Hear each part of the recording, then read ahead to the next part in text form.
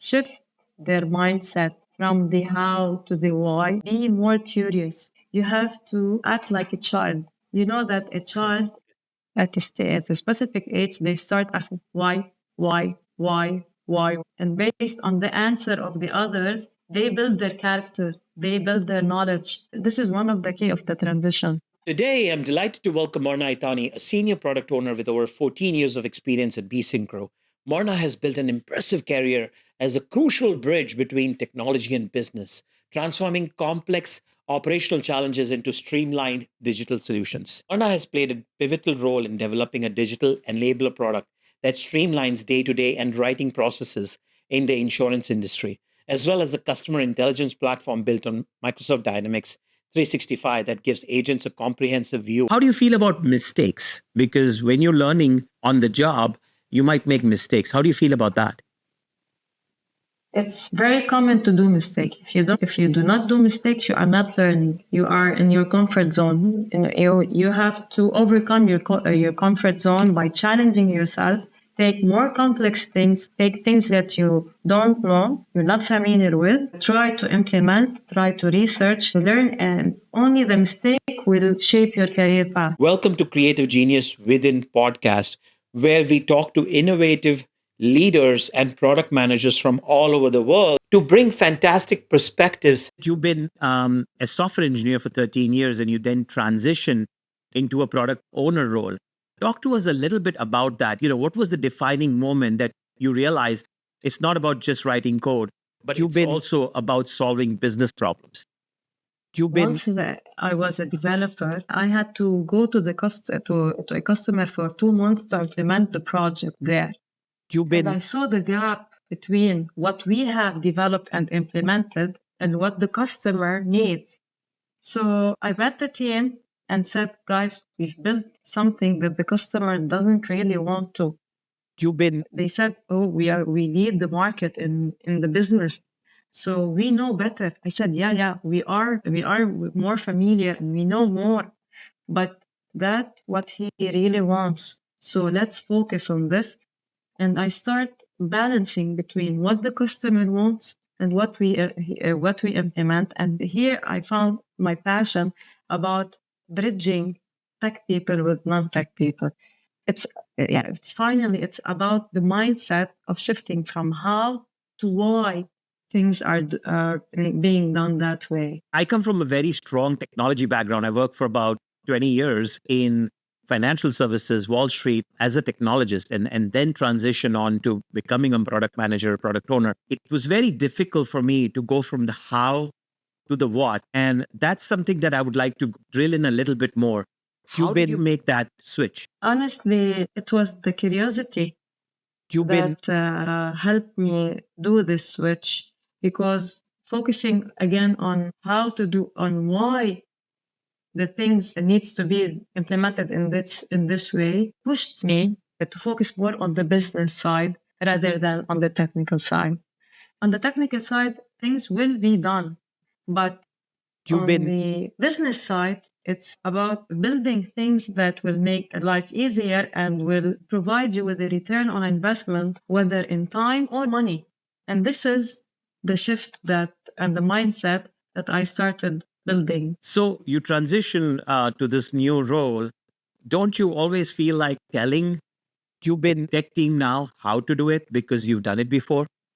It took me a while to change this. So at first, yeah, because I was a software engineer and I know when they tell me that this will take like 10 hours or 5 hours, I say, no, I can write the query in like 1 hour.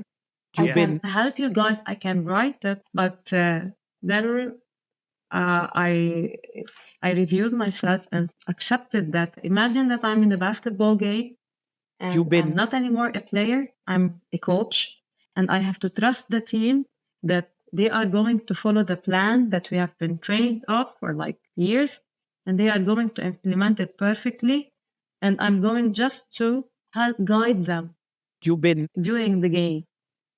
So this took a while, yeah, but then I achieved it. Product ownership, the role is to prioritize needs, especially when you have conflicting customer needs. Yeah. What can you share with my audience about how you prioritize the work that needs to be done?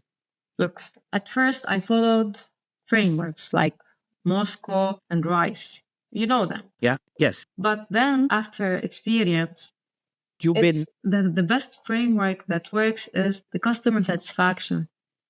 Because according to you, a priority may be something, but it's not a priority for the customer.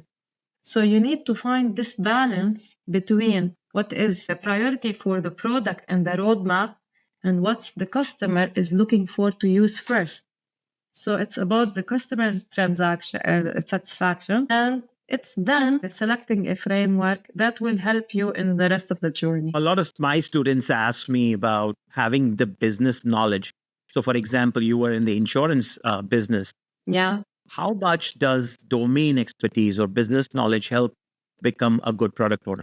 Talking about my journey, I started with zero knowledge about insurance. I made several mistakes and found out that in order to ship as a developer first a good requirement or a feature, I need to understand the business. So I read a book called Insurance for Dummies. It was very simple.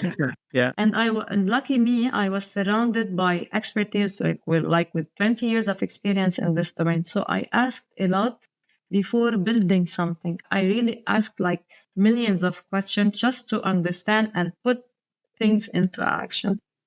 So it's about understanding clearly the business. This will take time and year, but once you understand it well and you study it carefully, you become a subject matter expert technically and from business. Technical things are achievable, but the trick here is the business. You need to understand the business, you need to do researches, and you need to ask more expertise or more people that are more experienced in this field in order to build something that is shippable and correct. So maybe start with a book on dummies on that particular topic, and then learn by doing, getting into the thick of things and learning. How do you feel about mistakes? Because when you're learning on the job, you might make mistakes. How do you feel about that? It's very common to do mistakes. If you do not do mistakes, you are not learning. You are in your comfort zone. And you have to overcome your comfort zone by challenging yourself. Take more complex things. Take things that you don't know, you're not familiar with. Try to implement. Try to research. Now with ChatGPT, you can understand better. You can get a summary. It's about any AI platform that is here beside to help you and learn, and only the mistake will shape your career path. You are a senior product owner. What does the day in the life of a senior product owner look like? The day in the life, it's about everything needs to be done at the end of the day. This is very common. I got calls from the customer, I need this end of the day. I got calls from the technical team, we need these requirements to be done end of the day. Stakeholders, etc., etc.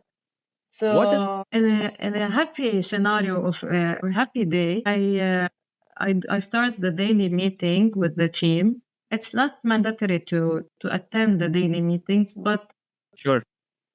What in the project that I work with, I got involved when needed, and then maybe some days I may have calls with the client in order to get new requirements or in order to present for them a sprint that has been completed like a week before, and then like meeting with other BAs, other BOs in order to adjust or modify the roadmap and prioritize other things, etc., etc.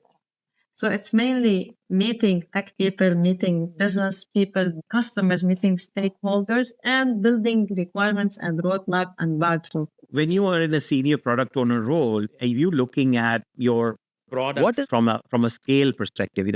What are your constraints? What are your considerations when you're thinking of scaling something? You have to focus on not losing any flexibility, because when you scale up, you need to take into consideration what will happen to the current user that they are using the system. How will this impact the current process and the future process? So when you scale up, you need to find a balance between scaling and flexibility. So how has your approach to using Agile frameworks evolved over time? What works, what does not work, you think? Agile was, as a software engineer, it's all about meetings, planning, review, retrospective, daily. Then, with time, you get mature. So you start understanding, okay, Agile, it's a mindset. It's about iterative and continuous delivery for the short-term product value that the customer wants. So here I understood Agile more and saw that it is a flexible mindset that makes the customer satisfied and make me as a developer happy because I'm delivering things. And I see the success on the customer satisfaction and how I switched the paperwork processes into digital ones that are making the life of others much easier. So you have technical background and you have the business background now. For a stakeholder who does not understand, let's say, the technical constraints or technical debt, how do you influence them? How do you get them to agree with you? Yeah, this is an excellent question. Honestly, I speak their language. You can tell the customer this feature that you are requesting will make the server go down.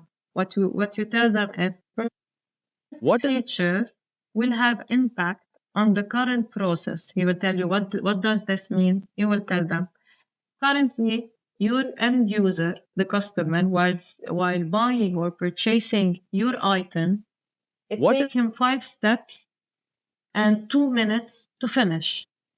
Based on what you're requesting now, this will lead to increase in this time. It will take like triple or double time, like 10 minutes to finish. And he might leave because the steps, you added a more step, which made him wait more.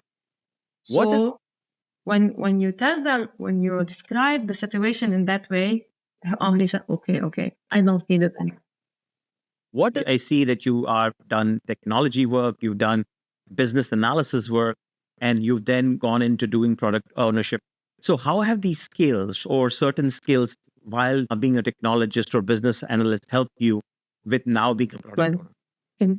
So, from the business analyst, I learned the management of the stakeholder. This was one of the key skills that shaped my career path to a product owner because for example, when you receive a requirement from a stakeholder, you need to understand it well, ask the correct questions. It's not about the answer, it's about the questions that will lead you to a process that it is rich and very clear and very simple.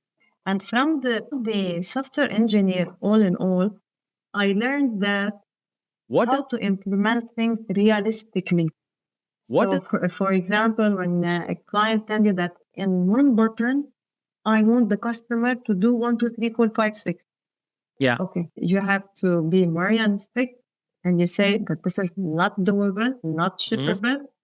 This is the technical limitation that I can offer. This is what I can offer as technical first. So these two skills really shape my career into becoming a product owner. You mentioned that you've made a real impact on how businesses run. Can you share a specific example of how your work has impacted on the running of customer operations? 6 years ago, our customer called us and said, look, it is now summer vacation and people go to travel a lot. So I want to go to market with an insurance plan that is discounted and I want a volume to purchase it. It's going to take like 3 to 4 weeks. He said, oh my God. So for this, the season will end by achieving this. So here we sat in the company and said, it's time for us to create something that is configurable. And instead of taking 4 weeks, it should take like 2 to 3 days as maximum, because look how this will impact the customer. And based on that, we prototyped an idea of a product and we got funds for this because it was a real case. And now it's currently used It's implemented and currently used by almost 15 customers. Whenever you want to go to market in the insurance, mainly in travel, for example, you can go within 4 to 3 hours instead of weeks. So this had a huge impact, and this increased the sales of the customer, and he was satisfied. Although it took us 2 years to build it wasn't an immediate achievement, but it was a long-term achievement that we are still implementing and enhancing. Whenever you transition a career from one to the other, you have to go through a learning curve. What was your steepest learning curve? Switching the mindset. I'm not anymore the player. I'm the coach. So there, I had many conflicts because I want to implement the things my way because I know technically how things are going to be done. I had many clashes, but with time I got matured and I got more experience and I started delegating to others. What advice would you give to people, engineers, business analysts that are interested in making this transition to becoming a product owner? My advice for them is to shift their mindset from the how to the why. This is the key. And I'm there and I will focus on repeating it. Shift your mindset and be more curious. You have to act like a child. You know that at a specific age they start asking why, why, and based on their and based on the answer of the others, they build their character, they build their knowledge. Is there any other thoughts that you have that will help my audience today? Stay active. Read. You have to read articles. You have to read use cases. You have to think out of the box. Why the games related to strategies and games related to problem solving help a lot in analyzing and taking all the cases.